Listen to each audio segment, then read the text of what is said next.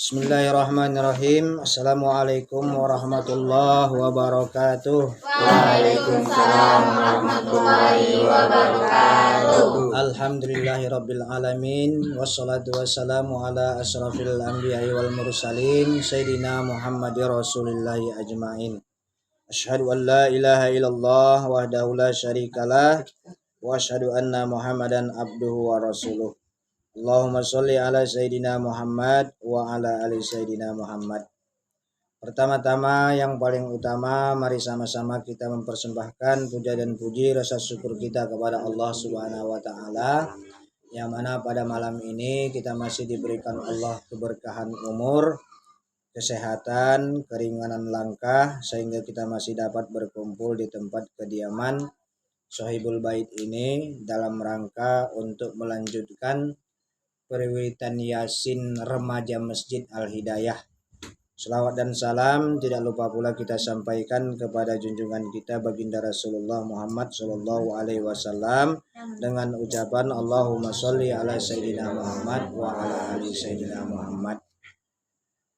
Kepada seluruh remaja Masjid Al-Hidayah, sebelum kita melanjut ke acara berikutnya, di sini sedikit kita sampaikan tentang masalah akidah akhlak, yaitu iman kepada qada dan qadar Allah. Apa pengertian qada dan qadar? Pengertian qada dan qadar, qada menurut bahasa artinya ketentuan atau ketetapan. Itu artinya qada. Sedangkan menurut istilah adalah ketetapan atau ketentuan Allah sejak zaman azali. Zaman azali itu zaman kita belum ada. Jadi udah ditentukan Allah, itulah namanya qada. Yang belum diketahui dan belum diterima oleh makhluknya.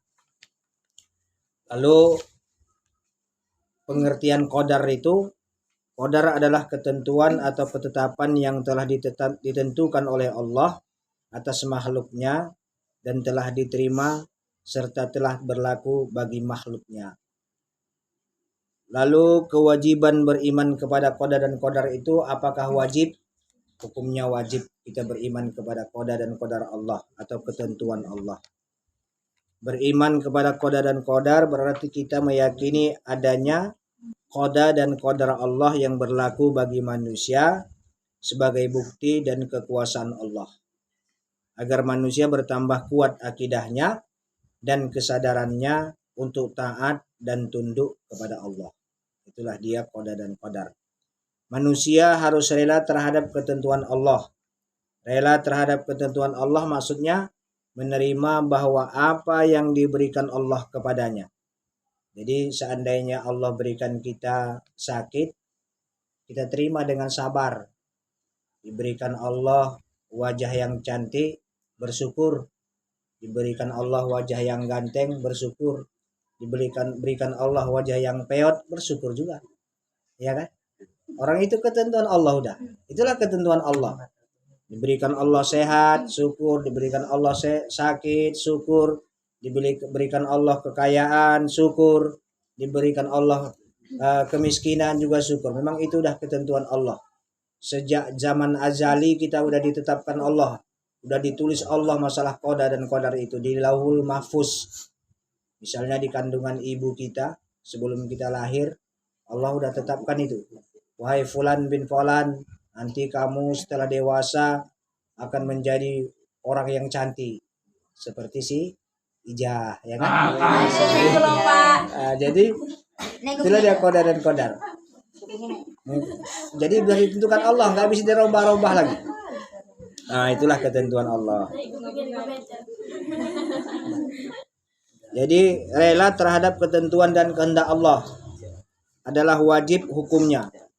Sebagaimana Rasulullah bersabda, qala Allah Ta'ala, ma lam yarda bi qada'i wa qadar wa lam yasbir ala bala'i falyatamsi rabbai siwa'a. Siapa yang tidak ridho dengan kodaku dan tidak sadar terhadap bencana yang aku timpakan atasnya, maka baiklah ia mencari Tuhan selain daripadaku. Nah, itu kata Nabi. Jadi kita harus terima ketentuan Allah itu harus kita terima sebaik-baiknya dan sesabar-sabarnya.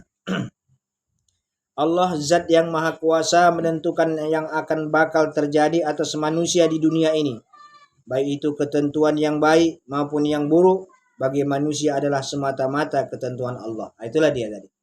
Mau datang yang baik sama kita udah ditetapkan Allah. Mau datang yang buruk sama kita udah ditetapkan Allah pada hakikatnya. Itulah qada dan qadar Allah. Sebagaimana di dalam Al-Qur'an surah Al-Hadid ayat 22. Ma asaba min musibah fil ardi wala fi anfusikum illa fi kitabim min qabli an nabra'aha inna zalika 'ala Allah yasir. Tiada suatu bencana pun yang menimpa di bumi ini dan tidak pula pada dirimu sendiri, melainkan telah tertulis dalam kitab Lauhul Mahfuz. Adalah dalam catatan telah kami beberkan sebelum kami menciptakannya. Sesungguhnya yang demikian itu adalah mudah bagi Allah. Jadi sudah tertulis dia, sudah tercatat dia segala ketentuan Allah itu. Jadi sikap manusia yang benar keimanannya adalah sikap yang sabar dalam menerima ujian dan cobaan. Jadi kalau ada ujian, ada cobaan, bukan ujian sekolah, ujian dari Allah. Harus sabar. Misalnya sakit, sabar, ya kan? Sehat, bersyukur. Itulah dia. Cobaan dari Allah. Keimanan itu akan diuji oleh Allah dengan cobaan-cobaan.